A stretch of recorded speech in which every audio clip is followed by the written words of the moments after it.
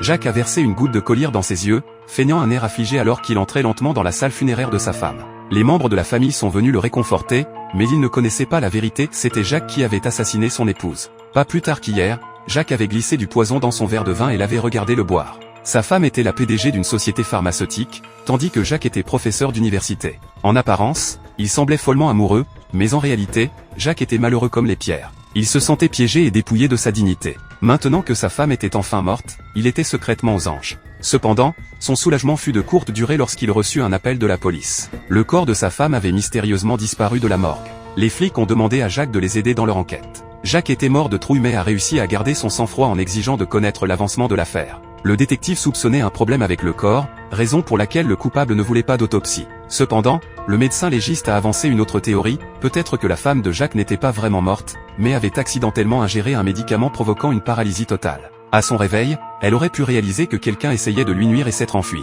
Les suppositions du légiste ont rendu Jacques extrêmement nerveux. Si elle s'avérait vraie, il serait le suspect numéro 1. Soudain, le courant a été coupé à la morgue. La porte du tiroir qui contenait le cadavre de sa femme s'est lentement ouverte en grinçant, révélant un coffre-fort à l'intérieur. Lorsque Jacques l'a ouvert, il a été choqué d'y trouver le poison exact qu'il avait utilisé pour tuer sa femme. La toxine était incolore et insipide, après l'avoir ingérée, la victime serait paralysée et mourrait en 8 heures. Elle était indétectable, même pour un médecin légiste. Jacques pensait que son plan était infaillible. En levant les yeux, Jacques remarqua la date affichée sur l'horloge, 20 juillet 2007. Il devint livide, car c'était un secret connu de lui et de sa femme seulement. Il a attrapé son téléphone pour appeler son avocat mais a repéré un verre de vin sur le rebord de la fenêtre. En se retournant, il a vu la silhouette de sa femme dans l'embrasure de la porte. Tous les signes indiquaient que sa femme était belle et bien vivante. Elle avait eu vent du plan machiavélique de Jacques depuis le début et avait délibérément bu le poison qu'il lui avait donné, pour ensuite s'injecter l'antidote. Elle avait simulé sa mort et piégé Jacques dans le but de détruire sa réputation et sa vie par vengeance pour sa trahison.